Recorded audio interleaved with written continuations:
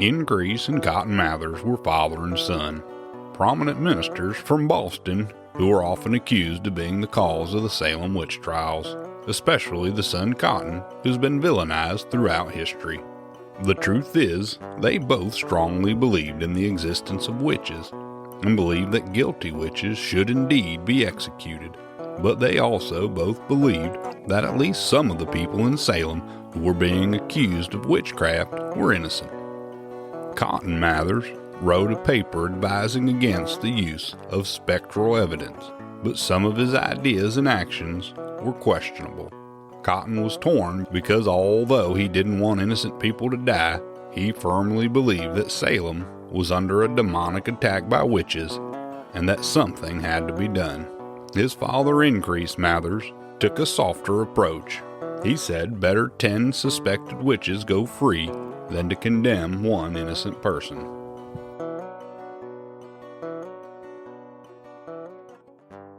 I'm Darlene. And I'm Melody. This is Hard Times and True Crimes.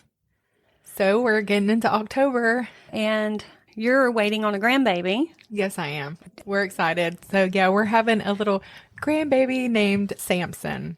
Is that not the cutest? I love it. I love it. Too. Samson Luke. And then you're having another one come December. Yes, Eliza Jane. Can you say that on here? Yes. Okay. And do you know that they picked out the name from our podcast? Oh. Did you know that? I don't think I did know that. Yes. So our episode about the man who was hanged in Ashboro, Thomas Bowman. his daughter's name was Eliza Jane. Oh, yeah. And they listened to the podcast, and Elijah was like, I really like that name. Oh, that's and she did too. And so, yeah, it's all because of our podcast. Okay, so if you name a baby after someone on our podcast, please let us know. Yes, we'll give you a shout sticker. out. Yes, a shout out and a sticker. That is cool. Guys, I know we have been talking about doing shirts for forever. We have had so many hiccups. We had a storefront that we were going to do online that ended up falling through. They aren't doing that anymore. Yeah, that business just stopped doing that. Mm-hmm. Yeah. But we are working on that. Just wanted y'all to know. Yes. Hopefully that will be soon. And we did have a shipment of some other shirts that when we opened them, they were damaged. Yes. And that was a whole thing. So we're lots of hiccups, but we're getting there. October, I feel like, is the perfect time to talk about the Salem witch trials. Yes. It's getting cool weather. Mm-hmm. You don't like that well, as much as I do. Typically, I don't like it, but I actually will say I have enjoyed it this year. Could be all the hot flashes I'm having, but I'm enjoying the brisk mornings now. It makes our coffee more enjoyable, doesn't it? Definitely. Speaking of coffee, Darlene made me an espresso from her machine this morning, and it is so good. I'm always surprised at how smooth it is, but it truly is as good as a coffee shop. It's a brown sugar latte, and it is really good, isn't it? Definitely. Yeah, we're going to be talking about the Salem witch trials. Spoiler alert, there were no witches. In fact, they were more Christian martyrs, I would say, than they were witches. Wow. And let me tell you, there is so much to this. There were just so many angles, so many things I wanted to say, but it would have taken me 5 episodes. And so I'm not going to cover everything.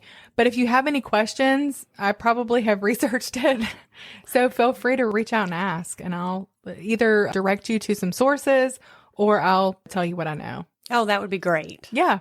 1692, Salem, Massachusetts was a Puritan community. Puritans were Protestant reformers who came out of the Church of England in the late 16th century. You may or may not be familiar with, I know you are, Melody, the whole complex history of the Protestant Reformation when Martin Luther challenged the Catholic Church teachings. And then King Henry VIII would break with the Catholic Church, not because of his Protestant convictions, but because the Pope refused to annul his marriage to his wife of over 20 years, Catherine of Aragon, so that he could marry his mistress, Anne Boleyn. Henry, not taking it on the chin, had Parliament pass an act that made him the supreme head of the Church of England. Now we know it as the Anglican Church.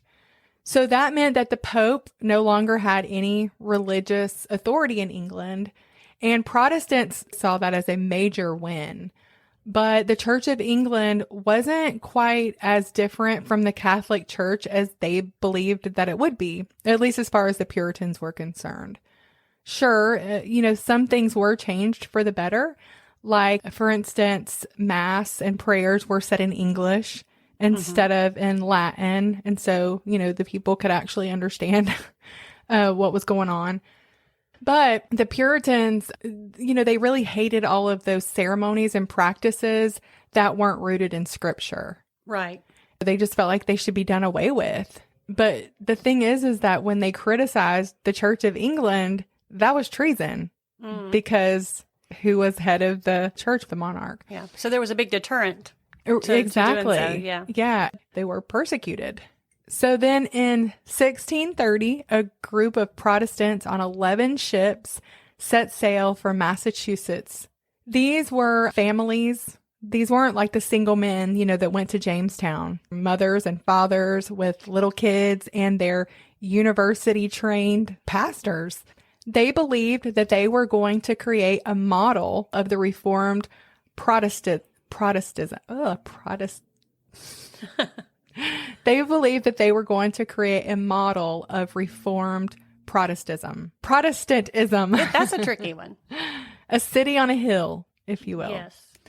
That's a nice idea, but I don't know if you've ever noticed that everybody who tries to do that, it ends disastrously. Yep. I feel like the Amish maybe have come the closest. But even then, we've done some stories, so we know. It's a nice idea, but it just doesn't work right. I think it may be important to note that they came here so that they could practice their religion freely. They didn't come here to establish a society of religious freedom for everybody. Oh, which is a little different than what you typically hear. Before they came over, they were concerned about the influences of their children over there in England, and they were trying to kind of insulate their children from those bad influences so that they could be brought up, which is why they were Puritans. They were trying to, I guess, puritize the... Yeah, they didn't want to necessarily break away from the Anglican Church. They wanted to purify it. Yeah. Unfortunately, that usually comes along with legalism. Yes, it does. That's where they differed from the Pilgrims. The Pilgrims were separatist. They just wanted to come and start their own. They didn't want to be a part of the Anglican Church anymore. Right. The charter of the Massachusetts Bay Colony stated their goal, which I love. I actually love it. That we may be so religiously peaceable and civilly governed as their good life and orderly conversation may win and incite the natives of country to the knowledge and obedience of the only true God and Savior of mankind and the Christian faith. Oh, that is really good. Yeah. So Puritans placed a great emphasis on reading the Bible. That was very important to them. I think especially coming out of the Catholic Church where private ownership of the Bible wasn't a thing. And so Calvinists, they believed in everybody having the scripture, reading the scripture, and they did a lot of great things. Education was really important to them. And if you know Calvinists, they're very smart. They're very well read and they're usually very well spoken. And I love listening to Calvinist preachers personally. Mm-hmm. And that is so true, what you said. They are very well spoken. And Calvinists, we know that they also believed in predestination, salvation of the elect. They believed in a covenant theology. They had this sense that they, as the elect, were chosen by God to live godly lives, both as individuals, but then also, as a community. Only the elect could vote or hold office. Really? Yes. I did not know that. Mm-hmm. And when the elect, you mean just to... Church members. So in order to be a church member, you had to have had a conversion experience. You had to have been baptized, and you had to publicly basically tell them what your conversion experience was. And then you had to live your life accordingly. If that wasn't the thing, you could be excommunicated. So this became a problem, though, for second generation residents. They ended up having to come up with a thing called the halfway covenant. I've never heard of that. Well, that allowed children of church members to become church members and to have some political rights. They still couldn't partake of the Lord's Supper, and they still weren't allowed to hold public office until they had a conversion experience, but they were allowed to be members of the church. Interesting. Okay. I have a quick question. Sure. Were the Puritans Calvinist? Yes. Okay. Yes. And so it's interesting that they split off from the Catholic Church, and the Catholic Church, they will infant baptism to bring you into the church. And so these Calvinists, even though they didn't do that, they came up with this halfway method to bring your kids into the church even without the conversion. So that's interesting to me. And even still, I don't know if you know this or not, but I'm thinking of Presbyterians right now, but Calvinists are split on that. So some Calvinists do infant baptism and some do not. Okay.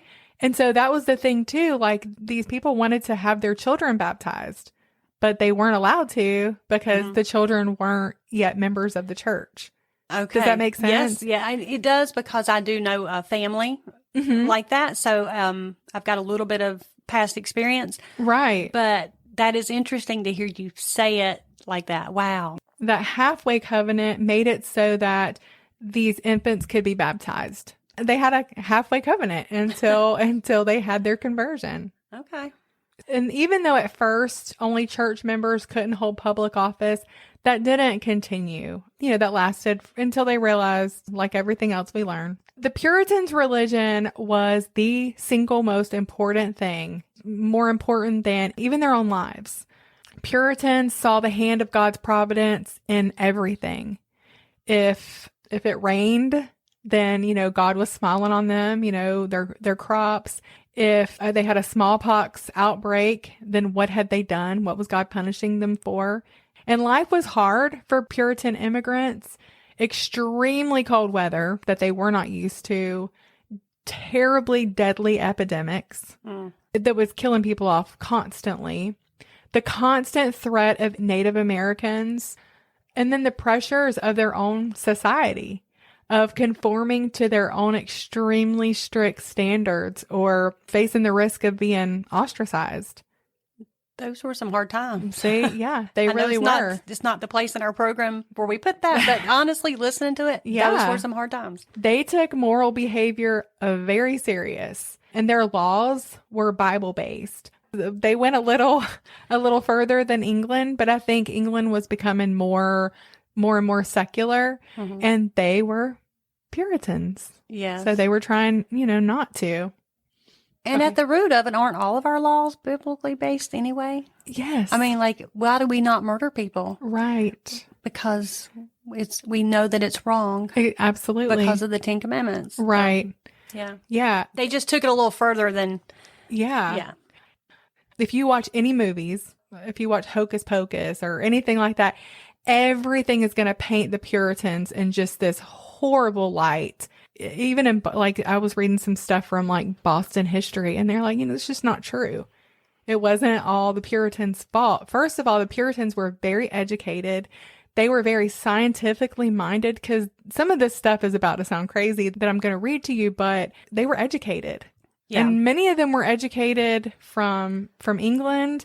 They went to Harvard here. These were not hicks. Right. That just, were trying to believe in any old thing. I imagine that 100 years from now, when people look back on our historical records of things and plus it's all going to be out there on social media, there's going to be some assumptions made.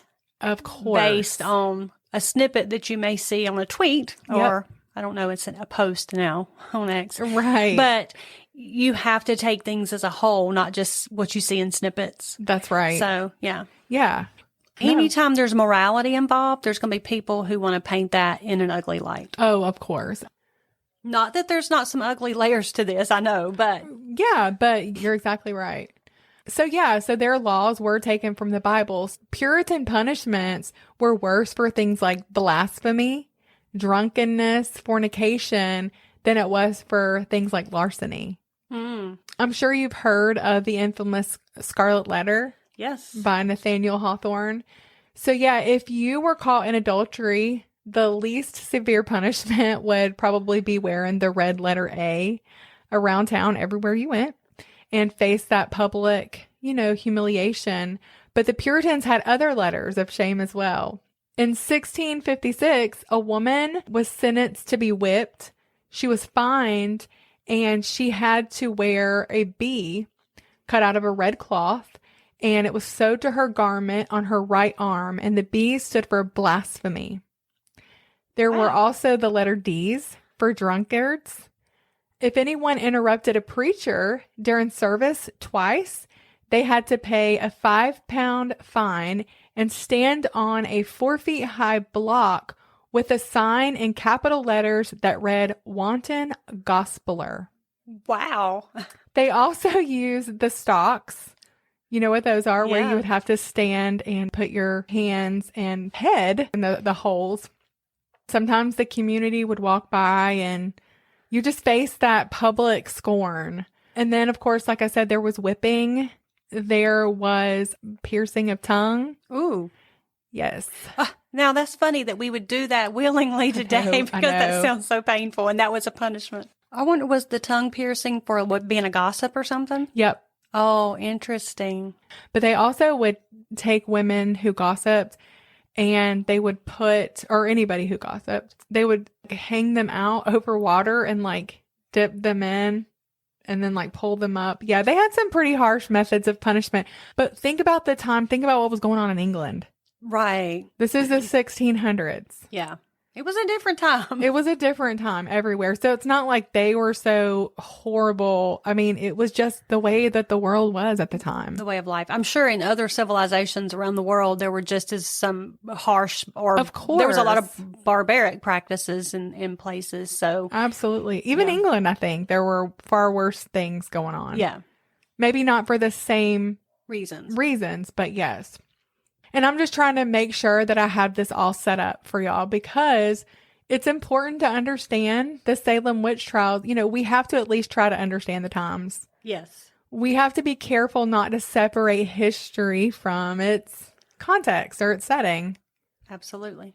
People ignore the fact that in Europe at the time, for years, there were witchcraft trials where 500,000 people were put to death, including 30,000 in England for witchcraft. Yes. Wow. I had no idea. The European trials lasted years and years. The ones in Massachusetts lasted only 2 years. Wow. And Well, yeah, if that doesn't put it into perspective. right. And so why these are the only trials that people remember, I have no idea. I think a lot of it, if I'm honest, is commercialism. I think you're exactly right. We were actually ahead of other places, including England, because of how fast we got it in hand. Yeah. But here's how it all began.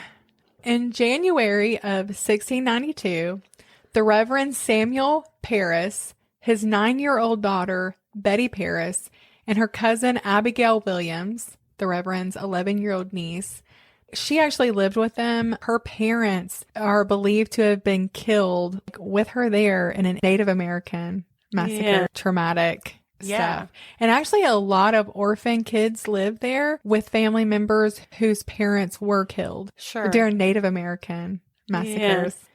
And sure, because I mean, it probably left a lot of kids parentless, and those families are going to take them in. Yes. So some of them would become indentured servants, but a lot of them would just live with them. Like Okay. that's Abigail. She lived with the Reverend Parris, but they had been playing around with a forbidden fortune telling game called the Venus Glass. And it seems probably innocent enough for us. I know we all did little things like not exactly the same thing, but we did similar growing up. But this was absolutely forbidden. This was, you know, a big, big deal back then. They knew it was wrong, but like many young girls, you know, they were curious and they were bored, I'm sure. Mm-hmm. So the game went like this. You would separate an egg white from the yolk, and you would put the white into a glass of water. The white would form shapes as it floated. If the egg white looked like a ship, then your husband would be a sailor. If it looked like a plow, then you would probably marry a farmer. Yeah, that's cute. What's the game that we played when we were kids about that? Mash.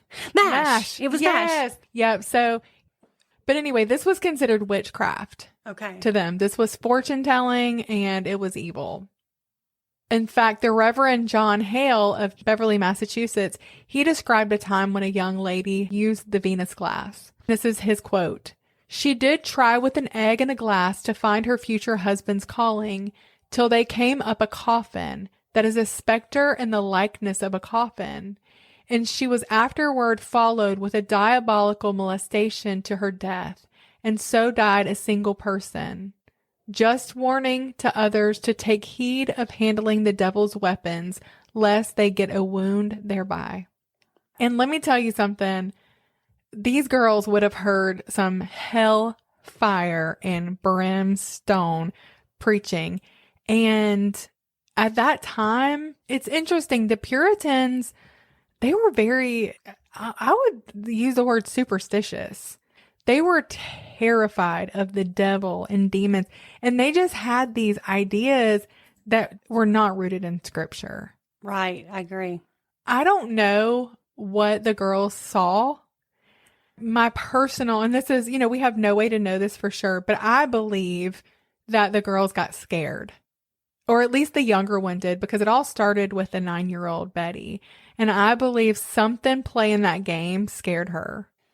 And you can relate to that. You know how when you're a kid and you're doing something like that and then you spook yourself? Yes. And then you're like scared over nothing, but yeah, definitely. I told you I was bad. So I did stuff all the time that I wasn't supposed to do. Stuff that I'm embarrassed to admit on here, but games, like those bad games, like the Ouija board. And I'm going to talk about that one on my episode. Okay. So it'll be interesting how these two play into each other. And I feel like that's the way maybe these girls were too. Yes. And these girls, they probably didn't get any attention. Their parents were very busy. Life, like I said, was hard. Yeah. Times were tough. Let's don't forget that preteens and teen girls do have a flair for the dramatic. They can be full of drama. Absolutely. Yes. That's what I'm saying. So they probably were getting a little dab of attention that they weren't used to getting, So anyway, I don't know for sure if they saw anything in that milk glass or not, if they saw a coffin or whatever they saw. Reverend Paris, he was a hellfire and brimstone preacher, but he also had a lot on him at the time. Samuel Paris, he was born in 1653. He was actually the son of a cloth merchant. His dad had a plantation over in Barbados because at the time, it was being colonized. Yes. And so Samuel, his dad really wanted him to go to Harvard and over in Massachusetts. And so he sent Samuel over there, but he really honestly didn't want to go. So when his dad passed away, he left Harvard and went back to Barbados and started running the plantation because it was left to him after his father died. But anyway, at the time, it's interesting because Harvard was, we know, a school for theological studies. Yep. Back in the day. Yeah. In 1680, a hurricane hit Barbados and it damaged the property really beyond repair. And so he ended up coming back to Massachusetts and he brought his slave with him, Tituba. Tituba, she would have been with him probably since she was a young girl. And also he had another slave named John Indian, and Tituba and John Indian ended up being married. At first, with his slaves, Samuel Paris lived in Boston and he worked as a merchant. But after getting married and having children, he felt called to the ministry. So in 1689, Reverend Samuel Paris became Salem Village's first ordained minister. So they had other ministers, but I guess it wasn't official. There were some complexities there that I'll talk about in a minute. He was a very rigid, traditional preacher. And remember I mentioned that halfway covenant? Yes. Well, he refused to acknowledge that. He would not allow membership to anyone unless they had made a public declaration of their conversion experience. Most people in the town were okay with that and really kind of wanted that conservative view. But of course, there were others who didn't. They didn't appreciate that. And the traditional people were more influential, I guess you could say. But by the fall of 1691, church attendance had fallen because obviously you don't have these halfway covenant members come in. The village officials, like on that side, like from the halfway covenant, they were like, well, we're not providing his firewood anymore. And so not only that, but they refused to pay the taxes that would pay for his salary. Oh. The only way he was able to be paid was through like a collection from the ones who were in favor of him being there. So he was preaching some fiery sermons during this time. I actually went back and looked at some of his sermon notes talking about the war between like God and Satan. And I mean, he really believed that like Satan was after him and Satan was working through these, these townspeople. And there was a lot of upheaval during that time between people. They just weren't getting along. It was those covenant members and then those halfway covenant members. Do you know what I mean? Yeah, that's so interesting. And if your life was not reflective of being a Christian, you were not treated very well. So anyway, that winter, the Paris parsonage was probably freezing cold as that storage of firewood was running out. Which, why he couldn't go out and chop some, I have no idea. That's what I was going to ask. Like, why didn't you just go chop some wood? I know. Boggles my mind. There was also, that uncertainty of not being paid. Still, he was a man of conviction, and he was not going to let the devil run him out of town. Okay. It was that January of 1692 that his 9-year-old daughter, Betty, and her cousin, Abigail, had did the egg glass thing. They also played with it with several of their friends in the area, even though it was considered demonic. In late January in 1692, Betty started acting noticeably strange. This is the 9-year-old. She was very preoccupied at first. She was forgetting her chores. And when her dad would get onto her, she would bark like a dog. I'm like, okay, that's really not that weird for 9-year-olds.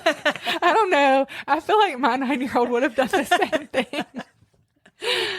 But then things like started to progress. Like once she even like threw a Bible across the room. Ooh, that was brave. Yeah. I bet she got her tail tore up for that one. But anyway, this started to even progress further when she was crawling under tables and chairs, screaming, contorting her body, having out and outright fits. But I wanted to think maybe just this first girl was actually having a seizure or like a episode. Yeah. Maybe just the first one. It possibly could have been. Okay. We'll like leave that kind of open-ended there. She even like tried to throw herself into a fire. So you don't see this a lot in our modern stuff. But when I went back, like these were serious fits. They were really scared. Wow. And her dad, he called a doctor. He was scared. Okay. Like, he's like, what is wrong with my daughter? And the doctor says, this is not physical. This is witchcraft. He wasn't so quick to accept that. He actually called on John Hale, who was a minister from Beverly. And he was an expert at the time, or like an expert in investigating cases of witchcraft. After he finished examining her, he said, and I quote, "The hand of Satan is in her, and wait upon the providence of God." Now, around this time, Abigail also started having fits. 11-year-old Abigail. They're scared. And you got to think, like, all of these terrible things, these Indian attacks, these deaths from these plagues, all these church members are turning against them. Like, when I tell you these are uncertain times, we cannot even imagine how uncertain these times were. And demonic activity, that was not something that was strange. That was very common. In fact, witchcraft, like I said, it was a capital offense. Like, it was something that they believed in, just like they believed people murder. Yeah. In fact, we probably don't take it seriously enough. I was getting ready to say, maybe we should take it a little bit more serious too. Yeah, exactly. One day, the Reverend and his wife had to run out, and they didn't want to leave the girls just alone. which they had Tituba, their slave there, but they called on their neighbor, Mary Sibley, to come over. And she came to watch the girls and to like look after them while Tituba was looking after the house. So she actually had heard about this folk remedy. Now, remember I told you they were kind of superstitious. Yeah. And so she remembered from when she was younger, she knew that it was forbidden, but she felt like it would be okay because in this case, you know, look at what was happening. Yeah. So she told Tituba to bake a witch cake so that they could find out exactly who was bewitching the girls. And Tituba was a slave. And so she did what she was told to do. And she probably would have been familiar with this. I think they all were. I looked into this. This was a common thing. Oh. So what you did with a witch cake, you would mix rye bread mix with the girl's urine. Ugh. And you would bake it with white ashes. And after it was baked, you would feed it to the dog. Oh, phew. And then the dog would lead you to who was the witch. Okay, that does sound very superstitious. Yes. Was this a member of the church? Yes. Okay, interesting. Yeah, it is. And it's interesting how this plays out too. So sometimes it would work, sometimes it wouldn't, right? There were also several other ways to test witches. One of them was the swimming test. And this was stuff they did here in Salem. And this is the one probably everybody has read about. Yes. The accused witches' hands would be tied. They would be stripped down and thrown into the nearest lake or river. If they sank to the bottom, they were innocent. But if they floated, then they were a witch because it was believed that the water would reject the witch. Wow. Then there was the Bible test because it was thought that witches were scared of the Bible. They were afraid and they wouldn't be able to like recite scripture perfectly. So they couldn't recite like the Lord's Prayer. And if they did, they wouldn't be able to do it perfectly. So how perfectly is perfectly? Like, You have to be able to say it like the whole way through, no errors. good gracious. I know. I'm thinking, could I do that? Okay. And then another one that we've probably all heard about is witches' teats. I don't think I've heard this. I've heard that term. I don't know that I've heard it in relation. My cousin listens to this and it's so funny because he always used to say, hey, Michael, when he was younger, he used to say, it's colder than a witch's tit in a brass bra. I've heard that saying. Apparently that is rooted in This. Okay. So witches' teats were, marks, like they could be a mole, a skin tag, they could be birthmarks, any kind of basically like a skin blemish, they thought were witches' teats, and they thought that familiars suckled them. Oh my gracious. So is familiars crazy. are demons. Yeah, that's crazy. That's what they believed. So a lot of times they would bring you in before the court, strip you, and if you had these things, well, there was their evidence. How You're a witch. horrible. I'm so glad we didn't live back then. It's really terrible because if they decided that you were there was so many ways that they could find you guilty. Yeah. If they believed it. So that's definitely a bunch of superstition there. That Absolutely. literally has nothing to do with the scriptures. That nothing yeah. to do with scripture. Yeah. The girls ended up telling Reverend Paris that Tituba had baked that witch cake. I kind of do remember that from reading this in the past, that she got blamed for it. And he was furious. And she was from Barbados, right? She was from Barbados. She was with the girls, probably more than their parents. Mm-hmm. She probably, my grandma used to tell me the scariest crap ever. Like fairy tales from my grandma's day are not the fairy tales of my day. Oh no, those are straight up scary. Grandma used to tell me Hansel and Gretel. No, she was my great grandma. She was born in 1906. When I tell you that those stories were so scary, they were terrible. I believe Tituba probably told them lots of stories from Barbados. Yes. Probably and then living with their dad, they heard a lot about the devil. They heard a lot about demons. Well, it sounds like when I was thinking she was from Barbados, I know that they're, on some of the islands and stuff, they were known to have like, I don't want to say voodoo, but Yeah, something like that. They did, yeah. But it sounds like these Puritan people had just as many superstitious beliefs Absolutely. as well. So, I mean, goodness gracious. Yeah. So there's no evidence, though, that she practiced any of that. Okay. So there you go. Yeah. So we do know that the only evidence is that she did bake that witch cake, but she was instructed to even do that. I was going to say at the instructions of someone who was over her. All right. So he was furious with her about baking that witch cake. And the girls then started accusing her of bewitching them. And they were probably questioned. This is where I think all this came from. I think it was just like the perfect storm. So I think they were having those fits. I don't even know where they were going with it. Once the minister said it was witchcraft, and then once he found out that she baked the witch cake, it was like probably a relief, like, oh, it's her fault. Do you know what I mean? Yeah. He questioned the girls, probably like leading them. Sure. Maybe not. I don't know. They might have did it willingly. But anyway, I just know that she was to blame at that point. She wasn't arrested right away. So I wonder if he didn't even believe them, really. Do you know what I mean? Yeah. Like, she was beat. But she was beat because she had baked that witch cake. And he was like, how dare you for bringing that into my house. I mean, he beat her really bad. So has the woman that told her to do it, has she been? Nope. Oh, nothing? Just her. Huh. He and his advisors then questioned Tituba and determined that she was definitely the cause of what was happening to the girls. And she finally confessed. But she wasn't arrested. And so that's when I said, I wonder if maybe he thought the girls were lying and that's why he didn't arrest her. Or maybe they beat a confession out of her and told her if she would just confess, she wouldn't be arrested.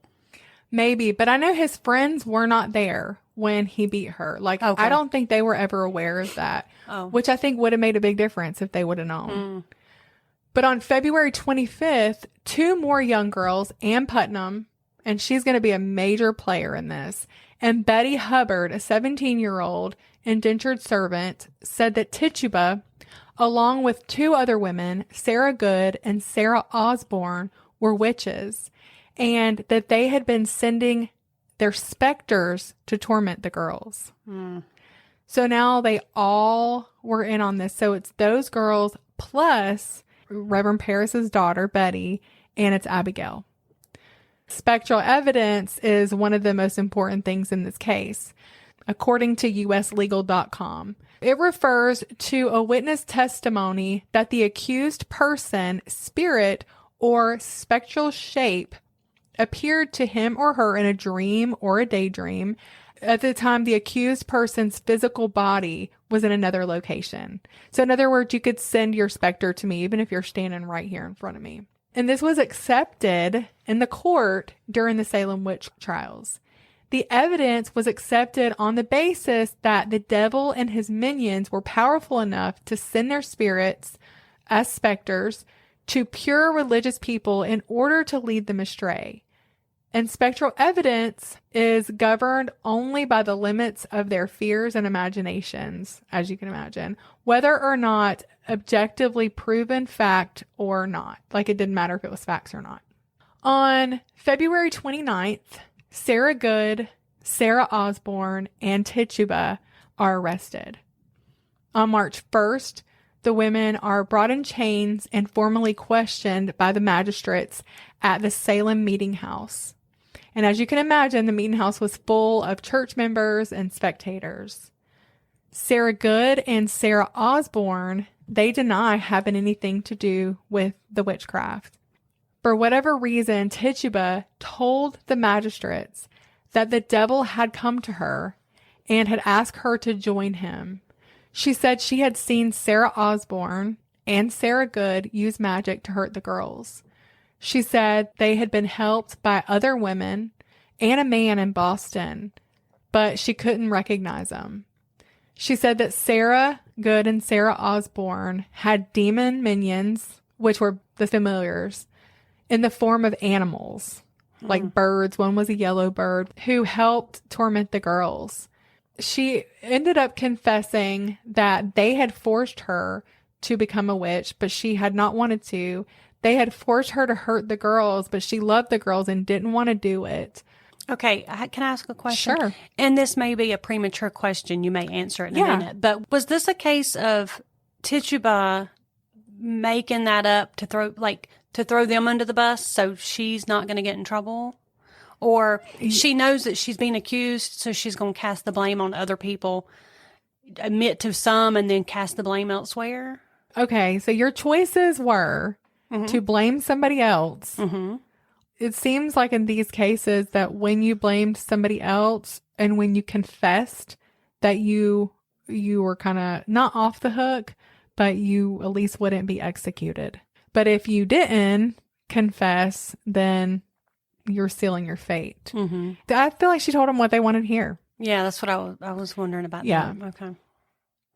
When Sarah Good and Sarah Osborne would stand up and talk, the girls and, the other accusers, they would scream and they would contort. And when Tituba spoke, they would stop screaming. Mm. So the magistrates believed that was because she was telling the truth. As soon as she would finish talking, the girls would start screaming again. She told him that she could see the spirit of Sarah Osborne hurting the girls. Mm. And then Tituba said that she had been struck blind and she could see no more. Oh, that was a good way to get out of it. Mm-hmm. These girls, when I tell you they were dramatic, they were dramatic. The next day, they interrogated Tituba more, and she gave them more details freely. She told them that she had signed the devil's book with blood, and that the devil had shown her Sarah Good and Sarah Osborne's signatures in the book. That they asked her how many more witches were in Salem, and she told them that there were 9 in total. That she had flown on a stick with the other witches, and that they had gone to the Reverend's house. She had used her power to keep him from finding out so that he wouldn't cut her head off. That's an elaborate story. Yeah. Now, I will say this, Tituba is the only one that ever confessed to witchcraft. Huh. So there's that. Yeah. Her confession set off a firestorm. Yeah. Sarah Good already had a terrible reputation in Salem. She was an easy target, I feel like. You said she was a beggar? Yes. She and her husband were pretty much homeless beggars. She had been born wealthy, but after a series of really unfortunate events and the death of her first husband, she had to sell what she had left. And she was bitter. She definitely was not your typical Puritan. She was an outlier, Sometimes even when people would give her food or money, she would walk away muttering. Supposedly, I don't know. She denied that. And everything that I read in court documents, she didn't seem like how she was portrayed. She was poor, but I don't know that she was crazy and muttering stuff. Okay. I think that may have been made up by people that didn't like her. When asked why she hadn't attended church, she said because she hadn't anything proper to wear. Even her husband turned on her during the trials and said that she was an enemy of everything good. You would not believe how many husbands turned on their wives. Wow. Yes. Even her 4-year-old daughter was arrested and charged with witchcraft and thrown in jail. Yes. 4? Yes, 4. Her name was Dorcas. Mm-hmm. Okay. I actually kind of remember that, but I don't remember her being just 4. Wow. She was 4 years old. Wow. Yeah. Her trial began on March 25th in 1692. When she was brought into the courtroom, the girls started rocking back and forth and moaning. While she was talking later on, one of the girls fell into a fit and started convulsing, contorting her body and screaming.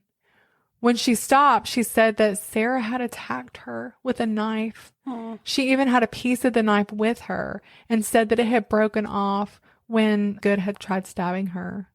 And then later a man came forward and was like, I have the other piece of that knife. It was mine.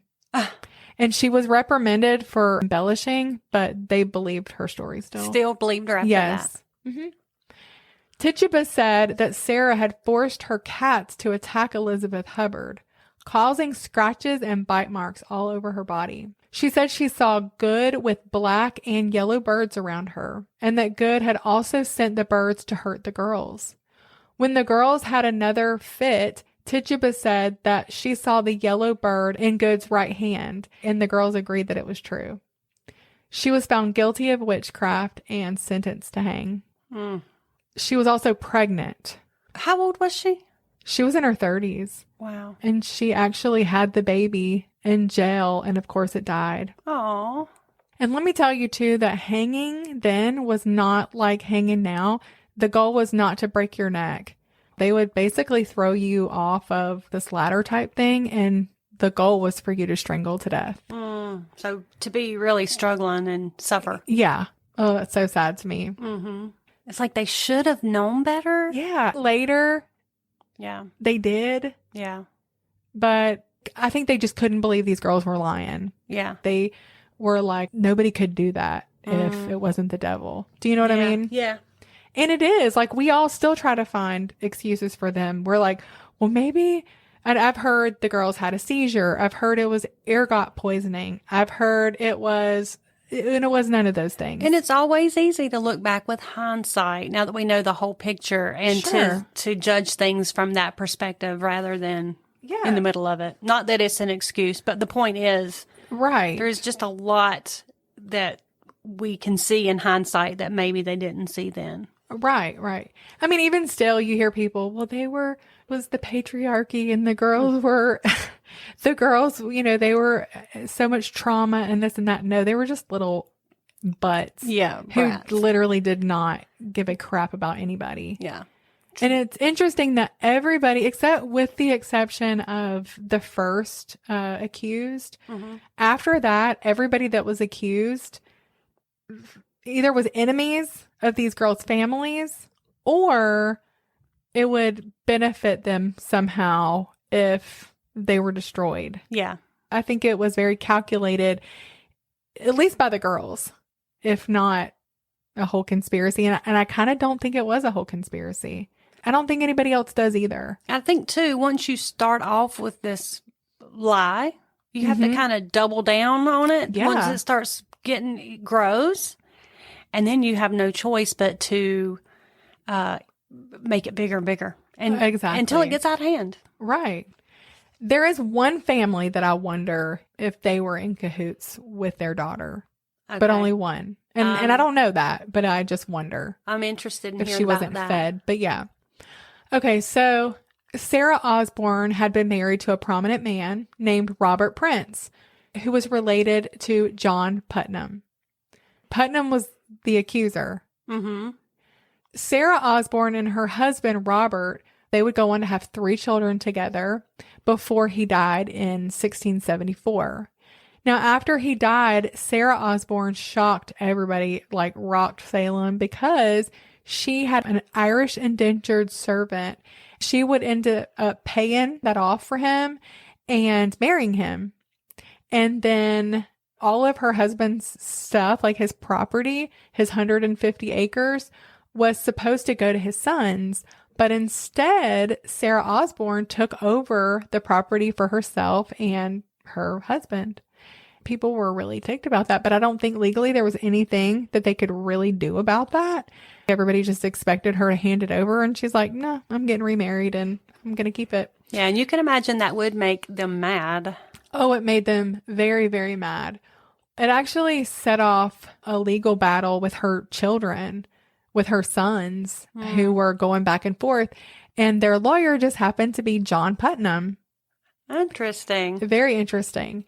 He was the executor of the husband's will, and they were family. It is really interesting that his daughter was her accuser. Mm-hmm. In fact, everybody who's accused by these girls, you know, it's somehow beneficial to the family. Does make that questionable. Sarah Osborne, she was a social outcast, not because she was poor, but she had not attended church in almost 3 years.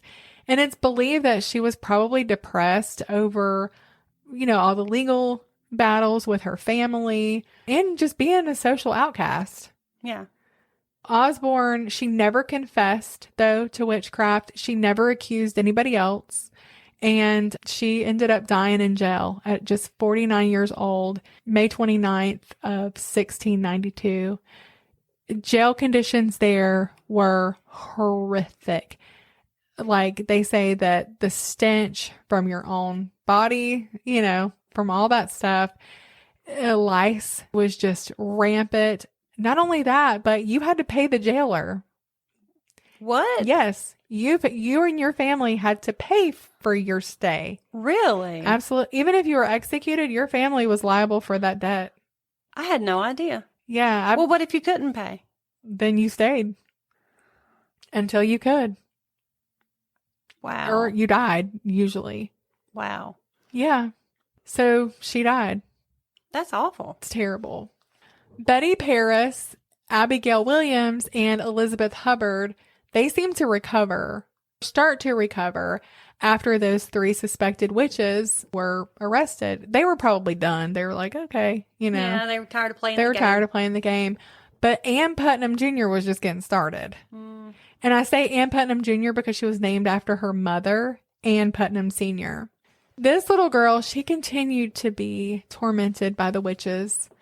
She then accused Martha Corey, Elizabeth Proctor, and she was the one who accused the 4-year-old Dorcas, Sarah Good's daughter. Martha Corey had a somewhat checkered past. She was in her 70s.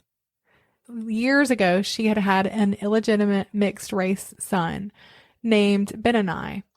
She married in 1684, and then they had a child together, her and her first husband. After the death of her husband, she ended up marrying a wealthy farmer named Giles Corey. Benani, he lived with the 2 of them. And so the town would have known about her past. Martha, she's getting older now, though. She was trying to mend her past. She was trying to live right. And she was now a full member, an official member of the Church of Salem. She was also known for being really benevolent and kind and good. She did think that the witch trials were silliness. She was like, this is ridiculous. And she was pretty outspoken about that. Like, she just thought the girls were making it up. I think that's her downfall right there, I guess. Yep. And so, of course, it didn't take long before the girls were being attacked by her specters. Ann Putnam Jr. and Mercy Lewis accused her. How old is Ann Putnam? I think she's 13. Okay. When she went to trial, she just expected to be able to tell the truth and figured that she was going to be exonerated because she's like, I'm not a witch. So, But at trial, the girls, when she got up there, they started mimicking her movements as if she was controlling their movements. Mercy Lewis called out, "There's a man whispering in her ear." John Hawthorne asked Mercy if the man whispering in her ear was Satan. And shortly after, oh my gosh, Mrs. Putnam cried out that Martha Corey had a yellow bird sucking on her hand, which was enough evidence to persuade the jury of her guilt. And she was convicted of witchcraft at 72 years old. Man, it's just hard to believe. In these transcripts, it's unbelievable. Her husband, actually at first, because you have to understand, like I said, these people are more devoted to God than they are each other or to anybody else. So at first, some of these husbands were like, well, are they witches? Oh, no. Like, you know what I mean? Like, Yeah. Could I have been fooled? And in the very, very beginning, like, he was just like, oh my goodness. But pretty quickly, he was like, yeah, this is hogwash. And so Better hope you hadn't had an argument with your husband that week. some of these men really did. They turned against them. On April 18th, along with Mary Warren, Abigail Hobbs, and Bridget Bishop, he was arrested on charges of being a wizard. Here's a deposition by one of his accusers. It was actually Mercy Lewis. "I saw the apparition of Giles Corey come down and afflict me, urging me to write in his book. And so he continued most dreadfully to hurt me many times, beating me and almost breaking my back until the day of his examination. And then also during the time of his examination, he did inflict and torture me most severe, urging me to write in his book. And I believe in my heart that Corey is a dreadful wizard, for since he has been in prison, his appearance has come to me and tormented me almost every night. Of course, he denies the accusations, but what do you do? What do? You don't really have any way to prove your innocence, although you shouldn't have to prove your innocence. But these tests are working against you, and these witnesses are against you. Like, you really don't have any recourse. And even other people would jump in, because it wasn't just those girls. Right. Ann Putnam's mother joined in with that. Yeah. There were some men who joined in. Some slave joined. I mean, well, you can jump on the bandwagon. And again, once this thing gets to like a fever pitch, you're probably looking everywhere for signs of it. Like, yes, they're acting weird. I wonder if they're one. And then it just gets way out of hand. And that's exactly what happened. They were just looking for every little thing. So we get the term witch hunt. Yeah. It became a witch hunt. Exactly. Well, he refused to plead guilty or not, because there was kind of this hiccup in the law that if a person refused to plead, then they couldn't be tried. Oh. But to avoid people getting, away with that, the accused were tortured by what was called pressing. Yes. Okay. Explain that. So the accused would be stripped down naked. They would have heavy boards laid on their bodies. Then rocks or boulders would be placed on those boards, and they were pressed until they would plead guilty or not guilty. It's believed that one of the reasons he refused to plead, though, is because if he did plead guilty, they could take his land and his kids would not be able to inherit. Mm.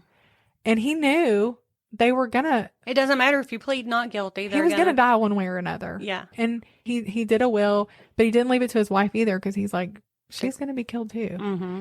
But he did leave it to his sons-in-laws for them and his daughter. On September 17th, he was laid out on the boards. He was steadfast in his refusal and did not cry out in pain. After 2 days, the sheriff came and asked him, guilty or not guilty. And he said, more weight. Oh, man. Occasionally, the sheriff would even stand on the stone himself. Mm. A witness said that during the pressing, his tongue was pressed out. The sheriff took his cane and forced it back into his mouth. Oh, that is horrendous. Samuel Sewell's diary said, on Monday, September 19th, in 1692, at about noon, at Salem, 81-year-old Giles Corey was pressed to death for standing mute. Pains was used with him 2 days, one after another, by the court, and Captain Gardner of Nantucket, who had been of his acquaintance, but all in vain. I guess he had came to try to help him. Yeah. But since Corey had refused to plead, though, he died in full possession of his estate, and it was passed on to his 2 sons-in-law. Oh, wow. His wife, Martha, was hanged 3 days later on September 22nd. Yeah. And he was right. He would have been killed anyway, Absolutely. and it still would have suffered. Yeah. Poor thing. I hope the Lord just... But he did that for his kids. He did that over and over again. They said his last words were more weight. Oh, man.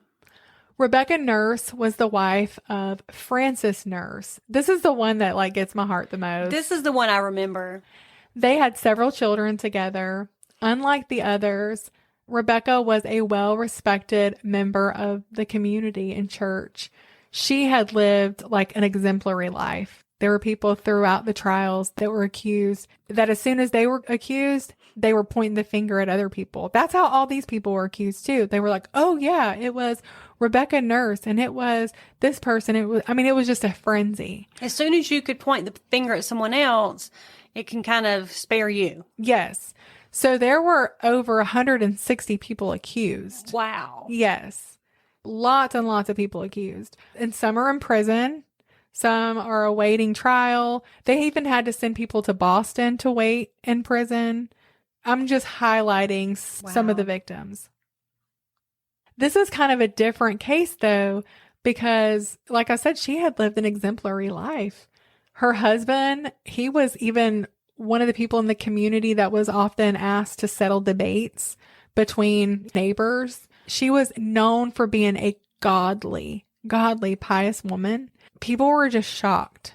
And I think it was probably a turning point in that people were like, if it could happen to her, it could happen to me. Because now there was no rhyme or reason. Before it was like, oh yeah, it was just like the outcast. But that was changing now. On March 24th in 1692, Judge Hawthorne conducted the hearing. Well, first of all, they came to her house. She was literally in bed sick. She's 72 years old. Her health is starting to fail. She's in bed. And her friends tell her, you're being charged with witchcraft. And she's like, I'm innocent, but what have I done that God has seen fit to do this, to lay this at my feet? Like, what unknown sin have I committed? Yeah. Pretty much. That I know that just breaks my heart. On March 24th, Judge Hawthorne conducts the hearing. At the meeting, several afflicted women just broke out into fits as soon as she was brought into the room, saying that she was tormenting them. Abigail Williams, Reverend Samuel Parris's niece, testified that Rebecca Nurse had just that very morning sent her specter to her, afflicting her. Ann Putnam Jr., she broke out into one of her fits like she always did.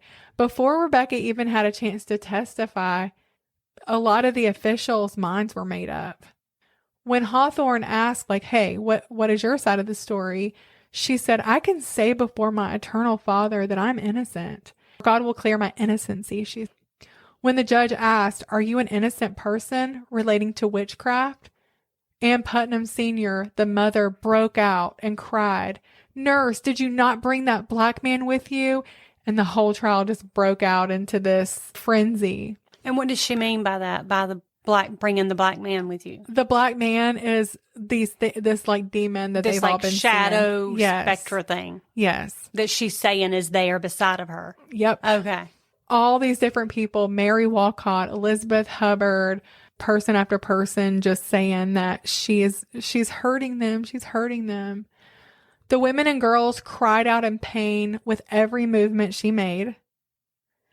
Rebecca said, the Lord knows that I have not hurt them. I'm an innocent person. It's interesting that all of her accusers, including Abigail Williams and Ann Putnam Jr., and Putnam Sr., Edward Putnam, Thomas Putnam, Henry Kinney, Mary Walcott, and Elizabeth Hubbard, they were all either Putnam family members or they were family friends of the Putnams. And they didn't like Rebecca Nurse for some reason. Nope. Why could they not see through this stuff? Right. But we're trying to search for a reason, and I'm not even sure, because I looked into it, and some people were like, Ann Putnam Sr. was jealous of her because she had lost several children, and Rebecca Nurse had all these children. And I'm like, was it a vendetta, or did they just really believe it? It's really hard to make sense of. Yeah. It is. Because how could you do that to a neighbor just because you didn't like them? Or again, things just get out of hand and people get caught up in this frenzy and it kind of just grows like a fire. Yeah. And then the next thing you know, you're throwing names out there left and right. Yeah. So she also had openly criticized the witch trials. And so that could have had something to do with it. See, I think that's what it was. And they were always targeted afterwards. I think if you had the brazenness to stand up against what they were doing and cast doubt on what they were saying or what your precious little girl was saying, then I think you were going to be the next target because they have to keep it going. Yeah. Yeah, I agree. But I will say that 39 people in Salem risked their lives to sign a petition to support her. Wow. That speaks a lot about her character, doesn't it? And at first, she was actually found not guilty by the jury.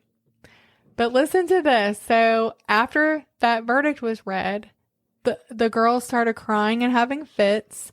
The Chief Justice asked the jury to reconsider. He said, perhaps you haven't heard all the evidence. That's so Interesting. So they briefly reconvened and then came back with a guilty verdict. She was sentenced to be executed on July 19th in 1692. 3 days after she was convicted, she was taken to the church and publicly excommunicated, which was worse than death. To her, I'm sure. Yeah. Yeah. Because that would mean she was going to hell. I hope she didn't believe that. I mean, not really, but in their belief system. Yeah, but I hope that like God gave her comfort. That I bet she deep down knew. I mean, she knew her own, like, what she did. She seemed like she really did. Yeah. She was hanged at Proctor's Ledge on July 19th, along with Sarah Elizabeth, Susanna Martin, and Sarah Wilds. There's a local legend in Salem that her son secretly took a boat over at midnight to get her body so that he could bury her and give her a Christian burial. And I hope so. Yeah. And then there was the Reverend George Burrough, who he had graduated from Harvard in 1670. He had actually served as a pastor in Maine until the town was attacked and destroyed by Native Americans, the Wabanaki, in August of 1676. He and his family, along with other refugees, including Mercy Lewis, one of the ones that were one of the biggest accusers, they moved to Massachusetts in 1680. He actually became the minister of Salem Village. But when he first moved there, the parsonage, it wasn't ready. And so he ended up staying with John Putnam and his wife. When the parsonage was ready, he and his family and Mercy, because Mercy was with him at the time, they moved in. Well, Salem, as usual, was in conflict. There were fighting with the residents. 2 previous ministers had been kicked out because the people just refused to pay their salary. So Reverend Paris was too strict. The others were not strict enough. And so they were just like, we're not paying your salary. And so they would have to leave. Well, can't win for losing. Exactly. So Burrough, it wasn't that people didn't like him, but they found out that he wasn't officially ordained. Okay, because you mentioned earlier about being ordained. Yes. Yeah. Yep. So Mr. Burroughs, his wife actually unexpectedly died, and he had to borrow money for her funeral from John Putnam. He stayed in Salem for 2 more years, but when the parishioners stopped paying his salary altogether, he didn't have any choice but to leave. And when he did leave, he owed money to the Putnams. On April 30th in 1692, Thomas Putnam and Captain Jonathan Walcott filed a complaint of witchcraft against him, as well as 5 other people on behalf of Mary Walcott, Mercy Lewis, Abigail Williams, and Ann Putnam Jr., Susanna Sheldon, and Elizabeth Hubbard. And nobody is really 100% sure why he was accused. On May 9th, he was brought to Salem Village to the meeting house and examined by John Hawthorne. Reverend Samuel Parris was there, like, taking notes. Well, apparently they asked him during examination if his house was haunted, because they had heard something about his house being haunted at Costco Bay. And he said, it's not. He was like, I mean, I have toads in my house. And they like gasped because to them, they believed that they were witches' familiars. Oh. The judge asked, when was the last time that he took communion? And he said he couldn't remember. And that was not good. That was probably the nail in his coffin. But you have to remember these real Puritans, they don't lie. They won't even lie to save their own skin. Right. So some of these people could have gotten out of this had they just admitted, they begged them to just admit that they were witches, but their conscience would not allow them to. They would rather die than to lie. Yeah. And so when they asked him when the last time you took, he did not remember. And so he said, I do not remember. Burroughs, he was accused of having like superhuman strength. He was able to carry like a cider barrel. He was accused of being able to carry a heavy gun with like one finger, crazy stuff. But he ended up being found guilty, the minister, and sentenced to hang.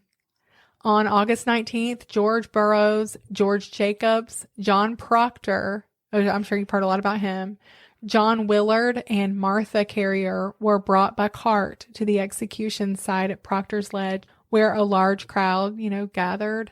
And that is the execution that Reverend Cotton Mathers was at. When they got to the event, George Burroughs climbed up the ladder and he recited the Lord's Prayer perfectly.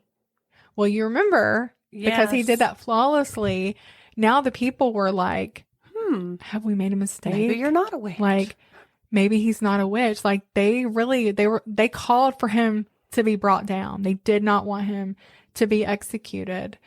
But Cotton Mather, he made a speech to the people telling them that Burroughs was not an ordained minister, and that was true. But he also said that the devil had often been transformed into an angel of the light.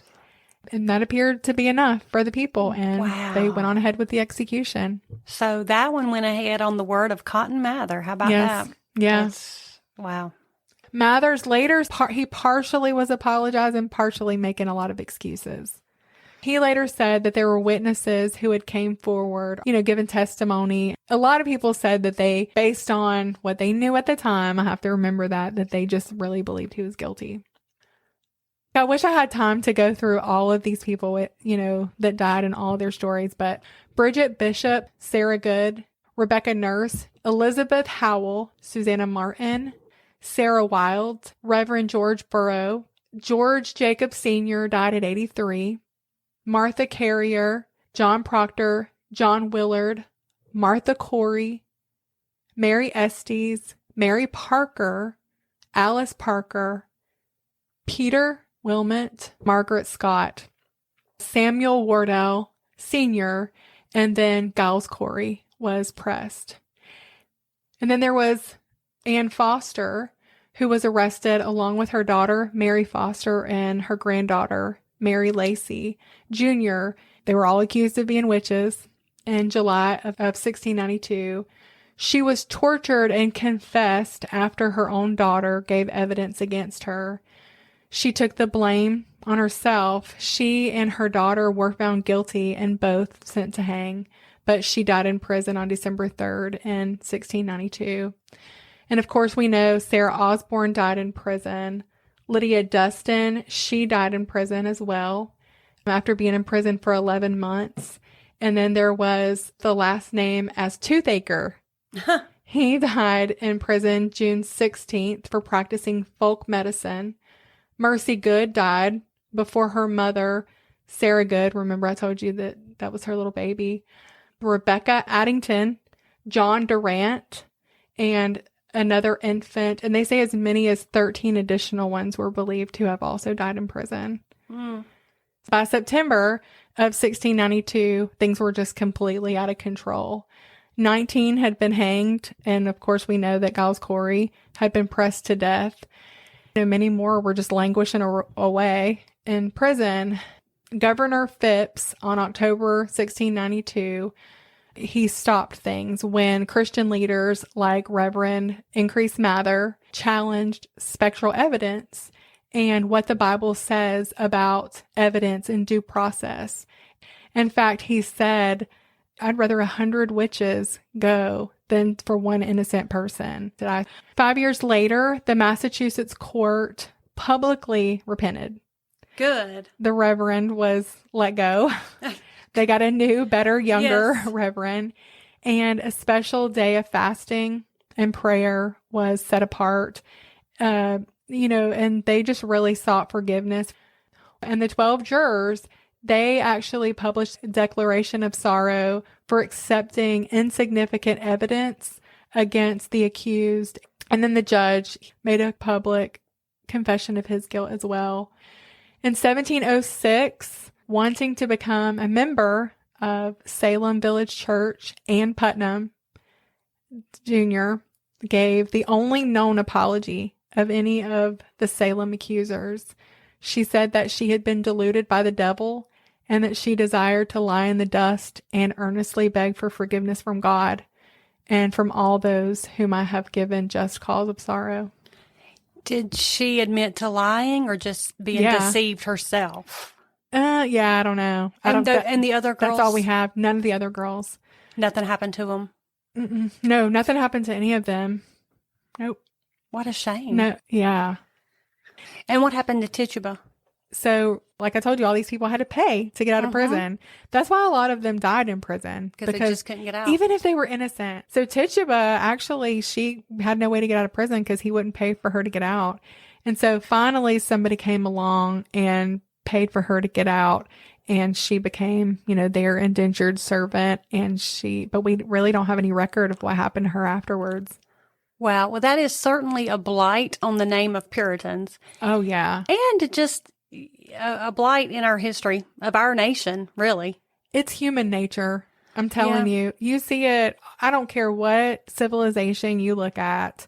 I don't know that we would have been any different had we been back in that time and had the knowledge that they had and the belief system that they had.